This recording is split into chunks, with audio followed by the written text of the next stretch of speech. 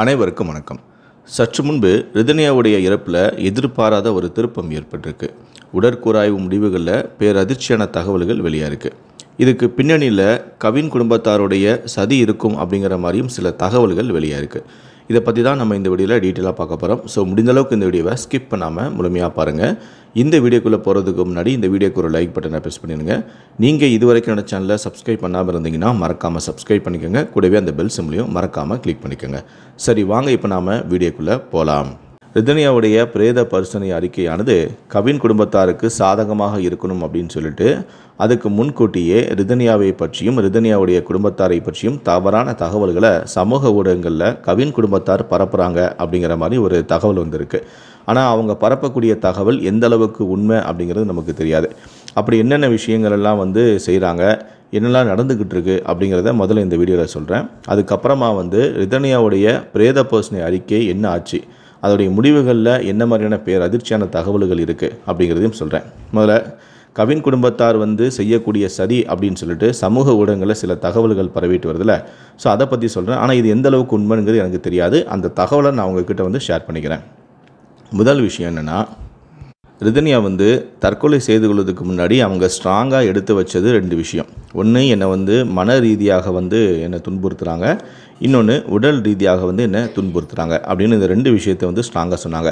இதன் அடிப்படையில் வச்சு தான் ரிதன்யாவுடைய ஃபேமிலி எல்லாருமே மீடியாவில் பேட்டி கொடுக்கறது, என் பொண்ணை இயற்கைக்கு மாறான உறவில் ஈடுபடுறா, என் பொண்ணு மாப்பிள்ளை வீட்டிலேருந்து வரும்போது காலை அகட்டி வச்சு நடந்து வருவா, ஒரு சைடாக வருவா, இந்த மாதிரியெல்லாம் என் பொண்ணை துன்புறுத்தினால தான் என் பொண்ணு இப்படிலாம் நடந்து வருவா அப்படிங்கிற மாதிரிலாம் பேட்டி கொடுத்தாங்க. இப்போது இந்த உடல் ரீதியாக பாதிப்பையும் மணல் ரீதியான பாதிப்பையும் உடைக்கிற மாதிரி சில தகவலை சமூக ஊடகங்களில் பரப்ப விடுறாங்க.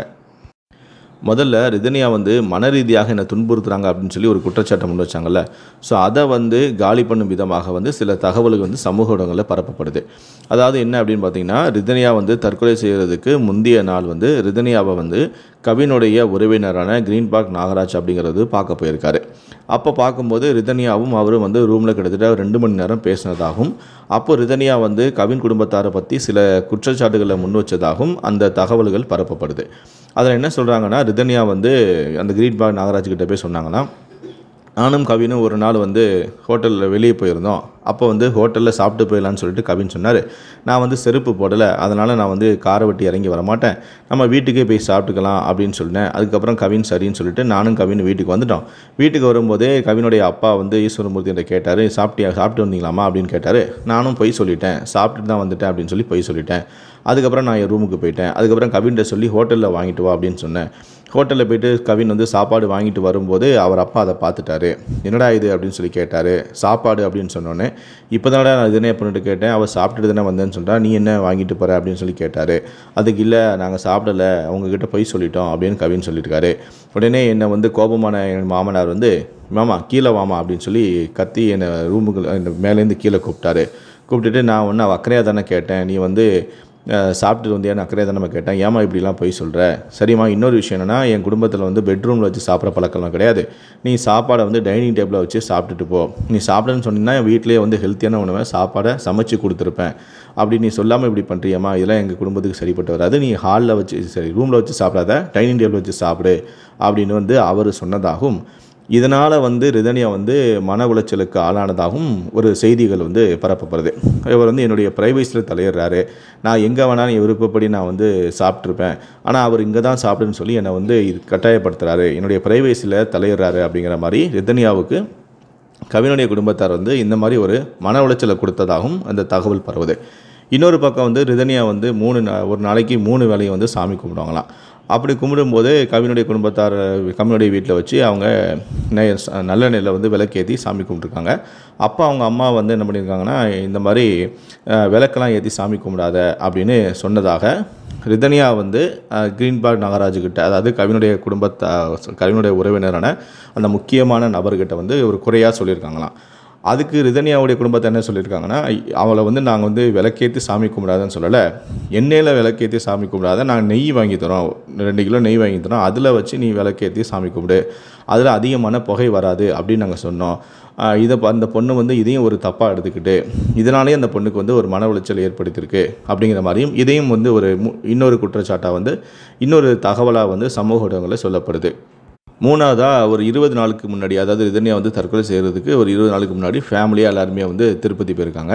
அப்போ வந்து கவினுடைய குடும்பத்தார் வந்து சொல்லியிருக்காங்க, வழக்கமாக நாங்கள் வந்து வருஷம் வருஷம் இந்த மாதிரி திருப்பதிக்கு வரும்போதெல்லாம் ஒரு 9 பேருக்கு வந்து நாங்கள் முக்கியமாக இந்த லட்டெல்லாம் நாங்கள் கொடுக்குறது வழக்கம். அதனால் வந்து அந்த 9 பேருக்கு தேவையான லட்டை நீ வாங்கிட்டு மீதி உனக்கு எவ்வளோ தேவையோ அதை நீ எக்ஸ்ட்ரா வாங்கிக்கோமா, ஆனால் கண்டிப்பாக இந்த 9 லட்டை நீ தனியாக எடுத்து வச்சிரு அப்படிங்கிற மாதிரி எங்கள்கிட்ட கொடுத்துரு அப்படிங்கிற மாதிரி சொல்லியிருக்காங்களாம்.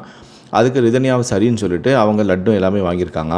ஆனால் வீட்டுக்கு வந்த பிறகு ரிதன்யா வந்து அவங்களுடைய வீட்டுக்கு போகும்போது என்ன பண்ணியிருக்காங்கன்னா, 9 பேருக்கு கொடுக்கக்கூடிய அந்த 9 லட்டுக்கு பதிலாக 7 பேருக்கு கொடுக்குற மாதிரி வச்சுட்டு எக்ஸ்ட்ரா 2 லட்டை எடுத்துகிட்டு போயிட்டாங்களாம். இதை குறித்து வந்து அவங்க வந்து கேட்குறாங்க. அப்படி கேட்டதால் அதனாலேயும் அவங்க வந்து ரிதன்யா வந்து மன உளைச்சலுக்கு ஆளாகிட்டாங்க அப்படிங்கிற மாதிரி இந்த தகவல் எல்லாம் வந்து பரப்பப்படுது சமூக ஊடகங்களில். ஸோ இந்த காரணங்களால தான் வந்து ரிதன்யா வந்து மன உளைச்சலால் பாதிக்கப்பட்டாங்க, இந்த சம்பவங்கள் தான் அவங்களுக்கு மன உளைச்சலை ஏற்படுத்துச்சு அப்படிங்கிற மாதிரியும் தகவல்கள் பரப்புது. 2வதாக வந்து அவங்க உடல் ரீதியாக எப்படியெல்லாம் பாதிக்கப்பட்டாங்க, நான் உடல் ரீதியாக பாதிக்கப்பட்டேன் அப்படின்னு சொல்லிச்சுல ரிதன்யா, அதையும் உடைக்கும் விதமாக வந்து இந்த பொண்ணு இதை போய் வந்து உடல் ரீதியாக நான் பாதிக்கப்பட்டேன் அப்படின்னு சொல்லுது அப்படிங்கிற மாதிரியும் அடுத்து சில தகவலை வந்து சமூக ஊடகங்களில் பரவப்படுது.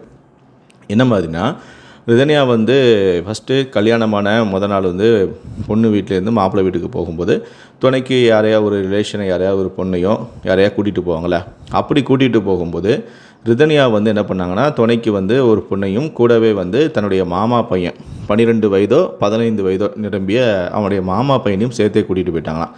சரி, அப்படி கூட்டிகிட்டு வந்தால் கூட 1 நாள் 2 நாள் வச்சுட்டு அனுப்பி வச்சுருவாங்க. ஆனால் ரிதன்யா வந்து அப்படி பண்ணலை. ரிதன்யா வந்து அந்த பையனை வந்து அவங்க அம்மா வீட்டுக்கு திரும்ப வர வரைக்கும் ஒரு 15 நாளுக்கு அப்புறம் தான் அவங்க அம்மா வீட்டுக்கு போயிருக்கா. அப்படி போகிற வரைக்கும் 15 நாளுமே வந்து அந்த பையனை அந்த வீட்டிலே தான் வச்சுருந்தாங்களாம். அப்படி வச்சது மட்டும் இல்லாமல் அவங்க வந்து தூங்கும்போது அந்த பையனோட சேர்ந்தே வந்து தூங்குனாங்களாம். இதனால் கவினுக்கு வந்து ரொம்ப மன உளைச்சலாக போச்சான். என்னடா இப்படி பண்ணுறாளே அப்படின்னு சொல்லி அவங்களுக்கு ரொம்ப கஷ்டமாக போச்சான். அந்த சமயத்தில் தான் வந்து கவினுக்கு வந்து நம்ம மனைவியை நம்ம எப்படியாவது நம்ம விருப்பத்துக்கு கொண்டு வரணும், மனைவிக்கு கொஞ்சம் ஆசைகளை தூண்டணும் அப்படிங்கிறதுக்காக அவர் சில பல செல்மிஷத்தை வந்து செஞ்சாராம். உதாரணத்துக்கு அவர் வந்து பாத்ரூமில் குளிச்சுட்டு இருக்கும்போது மனைவியை டவல் எடுத்துகிட்டு வா அப்படின்னு சொல்கிறது, அப்புறம் கையை பிடிச்சி இழுக்கிறது, அவள் வந்து பாத்ரூம் போகும்போது அவள் பின்னாடியே ஓடுறது, அவள் இடுப்பை கட்டுறது, எதிர்பாரணத்தில் கட்டி பிடிக்கிறது, டக்குன்னு எதிர்பாரணத்தில் முத்தம் கொடுக்கறது, இந்த மாதிரியான விஷயங்கள் எல்லாம் வந்து கவின் வந்து செஞ்சாராம். எப்படி அவங்க வந்து தன்னுடைய அந்த இதுக்கு வர்றதுக்காக உணர்வுகளை தூண்டுறதுக்காக இந்த மாதிரியான விஷயங்கள்லாம் வந்து கவின் செஞ்சாராம். இதை வந்து தான் வந்து ரிதன்யா வந்து தனக்கு வந்து உடல் ரீதியாக துன்புறுத்துகிறாங்க அப்படிங்கிற ஒரு குற்றச்சாட்டை வச்சதாகவும் ஒரு தகவலானது சமூக ஊடகங்களில் வந்து பரப்பப்பட்டிருக்கு. அது மட்டும் இல்லை, ரிதன்யா வந்து கவினை விட வந்து 3 மாதம் ஜாஸ்தி, அவங்க தான் மூத்தவங்க. அப்படி இருக்கும்போது கவின் வந்து ரிதன்யாவுக்கு போயிட்டு இந்த மாதிரி விஷயங்கள்லாம் சொல்லிக் கொடுக்கணுமா, இதெல்லாம் வந்து நம்ப முடியாது இருக்கா? ரிதன்யாவுக்கு தான் எல்லா விஷயமும் தெரியுமே. கவின் வந்து அந்த பொண்ணுக்கு போயிட்டு இப்படிலாம் பண்ணணும் அப்படிலாம் பண்ணணும், அந்த சம்மந்தமாக வந்து எதுவும் பாடம் எடுக்கணுமா என்ன? இந்த பொண்ணு தான் அவனை விட மூத்த பொண்ணு. அப்படி இருக்கும்போது இதெல்லாம் வந்து சாத்தியமே இல்லை அப்படிங்கிற மாதிரியும், உடல் ரீதியான பிரச்சனைகளுக்கு முற்றுப்புள்ளி வைக்கிற மாதிரியும், அதை திசை திருப்பும் விதமாகவும் இப்படி ஒரு தகவல் வந்து பரப்பப்படுது. அதுக்கப்புறம் ரிதன்யா வந்து ஏன் தற்கொலை பண்ணிக்கிட்டாங்க அப்படிங்கிறதுக்கும் ஒரு காரணங்கள் வந்து சமூக ஊடகங்களில் பரப்பப்படுது. அதுக்கு என்ன காரணம் சொல்கிறாங்க அப்படின்னா, ரிதன்யா வந்து ஸ்கூல் படிக்கும்போதே 10ஆம் வகுப்பு வரைக்கும் அவங்க வந்து ஹாஸ்டலில் தான் தங்கி வந்து படித்தாங்களாம். அவங்க அப்பா வந்து ரொம்ப ஸ்ட்ரிக்டான ஆளாம். ஸ்கூலுக்கும் வீட்டுக்கும் வந்து 2 கிலோமீட்டர் தூரத்தில் இருந்தாலும் கூட அவங்க 10ஆம் வகுப்பு வரைக்கும் ஹாஸ்டலில் தங்கி தான் படித்தாங்களாம். அவங்க வந்து ஸ்கூலில் படிக்கும்போது எல்லார்கிட்டையும் சகஜமாக பேசவே மாட்டாங்களாம். அவங்களுக்குன்னு 2 தோழிகள் மட்டும் தான் இருக்கான், ஆண் நண்பர்கள்லாம் கிடையாதான். யாரோ ஒரு பையன் கூட மட்டும் வந்து பேசுவாங்களாம். அவங்க எப்போவுமே இதே மாதிரியே தான் இருப்பாங்களாம். அந்த மாதிரி 50 ஆண்டுகளுக்கு முன்பு ஒரு கிராமத்தில் இருந்த பெண்கள் எப்படி இருப்பாங்களோ அதே மனநிலையில் தான் அவங்க இருப்பாங்களாம். ட்ரெஸ் கோடு கூட அதே மாதிரி தான் வந்து போடுவாங்களாம். இந்த இப்போ இருக்க மாடர்ன் இதுக்கு மாதிரி அவங்க போடவே மாட்டாங்களாம். ரொம்ப டீசெண்டாக தான் இருப்பாங்களாம், ரொம்ப ஸ்ட்ரிக்டாகவும் இருப்பாங்களாம். அந்த சமயத்தில் வந்து அதாவது அவங்க பள்ளி படிப்பு படிச்சுட்டு இருக்கும்போது அந்த காலகட்டத்தில் அவங்க அப்பாவுக்கும் அம்மாவுக்கும் சண்டை வந்து அவங்க பிரிஞ்சாலும் கூட நான் வந்து தற்கொலை பண்ணிப்பேன் அப்படின்னு தன்னுடைய சக தோழிகளுக்கிட்ட வந்து ரிதன்யா சொன்னதாக அந்த தகவல் பரப்பப்படுது. அப்போ அதாவது ரிதன்யாவுக்கு அந்த வயசுலேயே இருந்தே அவங்களுக்கு தற்கொலை செய்யக்கூடிய எண்ணங்கள் இருந்துச்சு அப்படிங்கிற மாதிரியும் பரப்பப்படுது. வீட்டில் கூட சில நேரங்களில் வந்து ஏதாவது பிரச்சனை அது இது நடந்தாலும் கூட அவங்க அடிக்கடி சொல்லக்கூடிய விஷயம், நான் தற்கொலை பண்ணிப்பேன் அப்படின்னு சொல்லுவாங்களாம். அப்படிங்கிற அவங்க சொல்லுவாங்க, அந்த மனநிலை தான் அவங்களுக்கு எப்போவுமே இருக்கும் அப்படிங்கிற மாதிரி. அதனால தான் அவங்க சடனாக தற்கொலை பண்ணிக்கிட்டாங்க அப்படிங்கிற மாதிரியும், அதை நம்ம நம்புகிற மாதிரியும் அந்த தகவல்கள் வந்து பரப்பப்பட்டு வருது. இன்னொரு விஷயத்தையும் வந்து அவங்க வந்து செஞ்சுருப்பாங்க. அதாவது ரிதன்யாவுக்கு வந்து ஒரு தகாத உறவு இருந்துச்சு, ஒரு ஆண் நண்பரோட நெருக்கமான பழக்கம் இருந்துச்சு. அதை வந்து அவங்க அப்பா வந்து மறைச்சி அவரை ஃபோர்ஸ் பண்ணி தான் இந்த கல்யாணத்தை பண்ணி வச்சாங்க அப்படிங்கிற மாதிரியும் ஒரு தகவலை கொண்டு வந்திருப்பாங்க. ஆனால் இதை அவங்க வந்து செய்யாததுக்கு முக்கியமான ஒரு காரணம் என்னென்னா, ரிதன்யா வந்து சாகும்போது அவங்க பேசின ஆடியோவில் ஒருத்தனுக்கு ஒருத்தி அப்படிங்கிற கொள்கையோடு வாழ்கிறவன் நான், எனக்கு இன்னொரு திருமணம் பற்றி நான் நினச்சி கூட பார்க்கல அப்படிங்கிற மாதிரி பேசியிருப்பாங்க. ஸோ அப்படி பேசின ஒரு பொண்ணை போயிட்டு இவ வந்து தகாதவர்கள் இருக்கா அப்படின்னு சொல்ல முடியாது. சொன்னால் நம்ம பக்கமே வந்து அது அப்படியே திரும்பிடும் அப்படிங்கிறதுக்காக அவங்க இந்த வேலையை பார்க்கலையோ அப்படிங்கிற மாதிரியும் சமூக ஊடகங்களில் பேசப்படுது. ஸோ அதை வந்து திசை திருப்பும் விதமாக அதை நோக்கி போகிற மாதிரி போயிட்டு, அதாவது இந்த ஈயம் பூசின மாதிரி இருக்கணும், பூசாத மாதிரி இருக்கணும் அப்படின்னு கவுண்டமணி டைலாக் சொல்லல. ஸோ அந்த மாதிரி வந்து சில வேலைகளையும் செஞ்சுருக்காங்க. அதாவது என்னென்னா, இந்த மாதிரி மாமா பையன் 15 வயசு பையனையும் கூடவே வச்சுருந்தாங்க. படுக்கையில் கூட இரவு தூங்கும்போது அவனையும் தன்னோட பெட்டிலே வந்து படுக்க வச்சுருந்தாங்க. ஸோ அப்படிங்கிற மாதிரியும் ஒரு விஷயத்தை பரப்பி விட்றாங்க. இன்னொரு பக்கம் வந்து பார்த்திங்கன்னா, ரிதன்யா வந்து 3ஆவதாக ஒரு சிம்மு வந்து யூஸ் பண்ணாங்க. 2 நம்பர் அதில் 2 நம்பர் மட்டும்தான் வந்து கவினுக்கே தெரியும். 3ஆவது நம்பர் வந்து யாருக்குமே தெரியாது. அவங்க அந்த நம்பரை யாரு கூடயும் வந்து கவின் குடும்பத்தார்கிட்ட ஷேர் பண்ணவே இல்லை. அவங்க வந்து ரொம்ப சீக்ரெட்டாக அந்த வச்சுருந்தாங்க. அதில் தான் வந்து அவங்க ஃப்ரெண்ட்ஸ்கிட்ட மட்டும்தான் காண்டாக்ட் பண்ணுவாங்க. அந்த நம்பரை வச்சு அவங்க ரிலேஷன் யாருக்கிட்டையும் அவங்க காண்டாக்ட் பண்ணவே மாட்டாங்க. அந்த அளவுக்கு அந்த சீக்ரெட்டாக நம்பர் இருந்துச்சு. அவங்க இறக்கும்போது கூட வந்து கடைசியாக கோயிலுக்கு போயிட்டு 1 மணி நேரம் காரில் இருந்து அழுதுகிட்டே வந்து பேசியிருக்காங்க. அவங்க யாருக்கிட்ட பேசினாங்க அப்படிங்கிறத அந்த 3rd சிம் அந்த சிம் நம்பர் தெரிஞ்சால் தான் அதை வந்து எடுக்க முடியும்.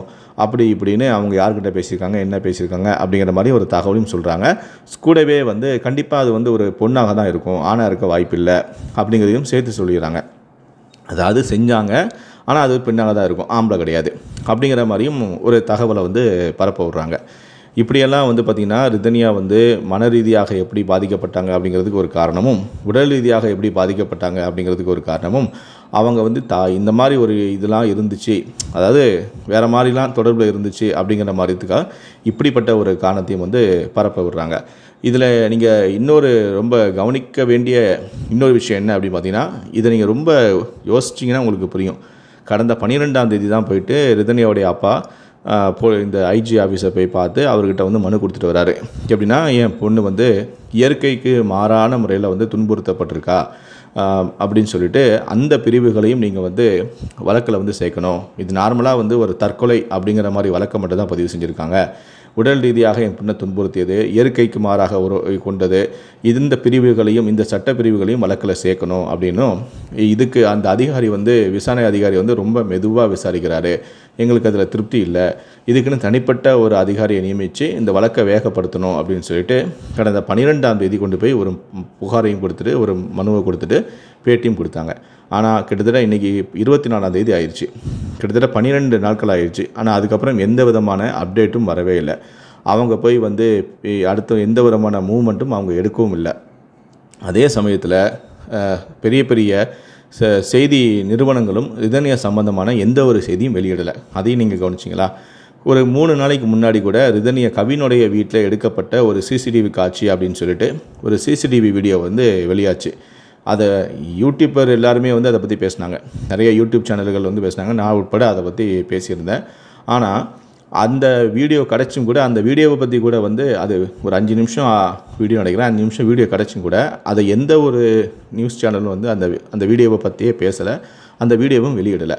ஸோ டோட்டலாக வந்து கவினுடைய குடும்பத்தார் வந்து நீங்கள் ரிதன்யா கேஸை பற்றி பேசவே கூடாது, எந்த விஷயத்தையும் நீங்கள் பேசக்கூடாதுன்னு சொல்லிட்டு மொத்த நியூஸ் சேனலையும் ஆஃப் பண்ணிட்டாங்களோ அப்படிங்கிற மாதிரியும் தோணுது. ஏன்னா வெளிப்படையான ஒரு 5 நிமிஷம் வீடியோ, ஒரு செகண்ட் 30 செகண்ட் வீடியோ கிடச்சா கூட அதை வந்து போட்டு பெருசாக நியூஸ் போடக்கூடிய நியூஸ் சேனல் 5 நிமிஷம் வீடியோ கிடச்சும் கூட அதை கண்டுக்காமல் அப்படியே விட்டுருக்காங்கன்னா, அப்போ இங்கே ஏதோ ஒரு விஷயம் நடந்துகிட்ருக்கு. அவங்க வந்து கவினுடைய குடும்பத்தார் வந்து ஒட்டுமொத்த நியூஸ் சேனல்லையும் வாய் அடைச்சிட்டாங்களா அப்படிங்கிற மாதிரியும் யோசிக்க வைக்குது. அதே போல் இப்போ சில யூடியூபர்கள்லாம் வந்து வீடியோ போடுறாங்க. எனக்கு வந்து ஃபோன் வந்துச்சு, கவின் குடும்பத்தார்கிட்டேருந்து ஃபோன் வந்துச்சு, ரேட் பேசுகிறாங்க, 1,00,000 தரோம், 2,00,000 தரோம் அப்படின்னு சொல்லிட்டு பேசுகிறாங்க. அந்த அமௌண்ட் வந்து எதுக்கு கொடுக்குறாங்கன்னா, ஒன்று நான் சொல்கிற மாதிரி நீ வந்து கவின் குடும்பத்தாரை பற்றி அவங்க மேலே தப்பே இல்லை அப்படின்னு சொல்லி பேசு. இல்லையா நீ ரிதன்யாவை பற்றி பேசவே பேசாத, இந்த டாப்பிக்கை பற்றி நீ எடுக்கவே கூடாது. நீ உன் சேனலில் வேறு எந்த நியூஸை பற்றி ஒன்றா நீ போட்டுக்கோ, ஆனால் நீ வந்து இனி ரிதன்யாவை பற்றி நீ பேசவே கூடாது, அது பேசாமல் இருக்குது நான் உனக்கு காசு தரேன் அப்படின்னு சொல்கிறதாகவும் சில யூடியூபர்கள் வந்து அவங்களுடைய வீடியோலேயே வந்து பேசியிருக்காங்க. எனக்கு ஃபோன் வந்துச்சு, என் ஃப்ரெண்டோட நம்பருக்கு ஃபோன் வந்துச்சு அப்படிங்கிற மாதிரிலாம் பேசியிருக்காங்க. இப்படியும் வந்து சில விஷயங்கள் வந்து நடப்பதாகவும் சமூக ஊடகங்களில் வந்து தகவல் வந்து வெளியாயிருக்கு. சரி, இப்போ வந்து உடல்கூறு ஆய்வுக்கு வரலாம்.